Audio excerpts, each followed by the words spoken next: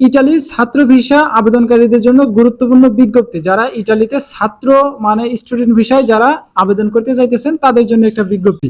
নতুন নির্দেশনা জানি ইটালি দূতাবাসের। নতুন করে একটা ইটালি দূতাবাস থেকে একটা এই আপডেটটা মানে দিছে। এখানে বলতেছে 2 জুন 2026 ইটালি দূতাবাস ঢাকা ছাত্র ভিসা বা স্টুডেন্ট ভিসা আবেদনকারীদের জন্য গুরুত্বপূর্ণ কিছু নির্দেশনা প্রকাশ করেছেন। বিজ্ঞপ্তিতে জানানো হয়েছে, ইউনিভার্সিটি হলে নিয়মিতভাবে নিবন্ধিত শিক্ষার্থীদের সঙ্গে ভিএফএস গ্লোবাল ইমেইলের মাধ্যমে যোগাযোগ করবে এবং ছাত্র ভিসা আবেদন জমা দেওয়ার জন্য অ্যাপয়েন্টমেন্ট নির্ধারিত করবে। তার মানে এখানে যে আপডেটটা দেওয়া হয়েছে ইটালি দূতাবাস থেকে, এটা ছাত্র যে ভিসাগুলো আছে, স্টুডেন্ট যে ভিসাগুলো আছে, এগুলা জমা দেওয়ার যে ব্যাপারটা, অ্যাপয়েন্টমেন্টের যে সিস্টেমটা এবং আরো কয়েকটা বিষয় আছে, সেগুলো নিয়ে কিন্তু এই আপডেটটাই বলা হয়েছে। দূতাবাস জানিয়েছেন ভিএফএস গ্লোবাল আবেদনকারীদের সেই একই ইমেইল ঠিকানায় যোগাযোগ করবে। মানে ভিএফএস গ্লোবালে যারা আবেদন করছেন, এই আবেদনের সময় একটা ইমেইল দিচ্ছেন, ওই ইমেইলের ভিতরে আপনাদেরকে মানে যোগাযোগ করবে ইমেইলের মাধ্যমে, যা তারা ইউনিভার্সিটিতে নিবন্ধনের সময় ব্যবহার করছিলেন। ওই ইউনিভার্সিটিতে যখন আপনারা ইমেইলটা দিছিলেন নিবন্ধন করার সময়, ওই ইমেইলটার ভিতরে আপনার সাথে যোগাযোগ করা হবে ওই ইমেইলটার মাধ্যমে। তাই শিক্ষার্থীদের নিয়মিতভাবে নিজেদের ইমেল চেক করার পরামর্শ দেওয়া হচ্ছে, যেটা আমরা ওয়ার্ক ভিসাও বলি সবসময়, ফ্যামিলি বিষয় বলি, ট্যুরিস্ট বিষয় বলি, সব বিষয়ের ক্ষেত্রেই বলি যে ইমেলটা নিয়মিত একটু চেক মারবেন। যারা আটকে আছেন তাদেরকেও বলা হয়। এই নতুন নির্দেশনা অনুযায়ী দূতাবাস আবেদনকারীদের নিজস্ব নিকট আত্মীয়দের অর্থনৈতিক নিশ্চয়তার প্রমাণ গ্রহণ করবে। এর মধ্যে বাবা মা, দাদা দাদি, চাচা চাচি, ওই আর্থিক যে সহায়তা বা আর্থিক যে লেনদেনের বিষয়টা, এগুলো আপনাদের যেই কাছের যে মানুষজন আছে তাদের সম্পর্কিত যে তথ্যগুলো সেগুলো নিবে তারা।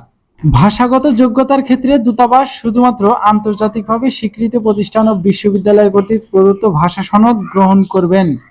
সনদে আবেদনকারীর মৌলিক বোঝাপড়া, লিখিত বোঝাপড়া, কথা বলা এবং লেখার দক্ষতার বিস্তারিত উল্লেখ থাকতে হবে। এছাড়াও শিক্ষাগত সনদের সত্যতা যাচাইয়ের জন্য আবেদনকারীদের CIMEA সার্টিফিকেট অথবা declaration of value declaration of value জমা দেওয়ার বাধ্যতামূলক করা হয়েছে। এই সার্টিফিকেটটা অবশ্যই জমা দিতে হবে। দূতাবাস আরও জানিয়েছেন, বিশ্ববিদ্যালয়ে প্রি এনরোলমেন্ট সংক্রান্ত ছাত্র ভিসা আবেদন বা স্টুডেন্ট ভিসা জমা দেওয়ার শেষ তারিখ বৃহস্পতিবার 29 অক্টোবর 2026। এটা জুন মাস।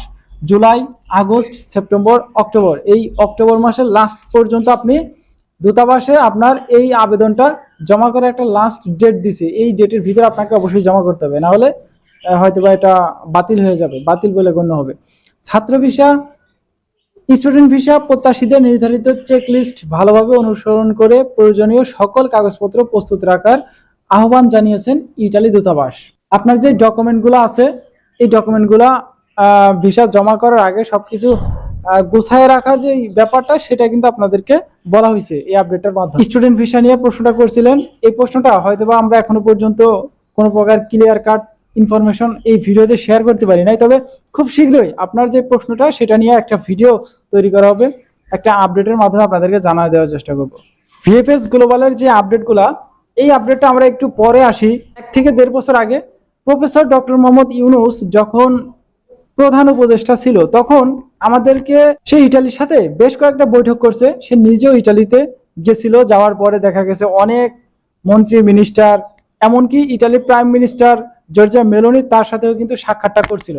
এই সাক্ষাতের মাধ্যমে সে একটা বিষয় ক্লিয়ার করছে। দেখেন, এখানে দেখেন 3টা শহরে সামাজিক ব্যবসার নতুন মডেল চালু করছেন তিনি। তখন এই যে ভিসার যে জটিলতা, এগুলা নিয়ে আমরা যতই ভাবনা চিন্তা করি না কেন, সে কিন্তু এগুলা নিয়ে ভাবনা চিন্তা করে নাই। সে তার নিজের যে বিষয়গুলা, 3টা শহরের সামাজিক ব্যবসার যে নতুন মডেল চালু, সেগুলা নিয়ে কিন্তু ব্যবসা বাণিজ্য কিভাবে তারা সেখানে করতে পারবে, সেগুলা নিয়ে যে মিটিং ফিটিং আছে এর ভিতরে কথা বলছি। কিন্তু আমরা 1 তারিখ মানে গতকাল এই আপডেটটা পাইছি, আমরা ভিডিওতে জানাইতে পারি না। এখানে বলতেছে, দেখেন, ইটালিতে প্রফেসর ডক্টর মোহাম্মদ ইউনূসের মেগা প্রজেক্ট, 3 বছরের 3 শহরের সামাজিক ব্যবসার নতুন মডেল চালু।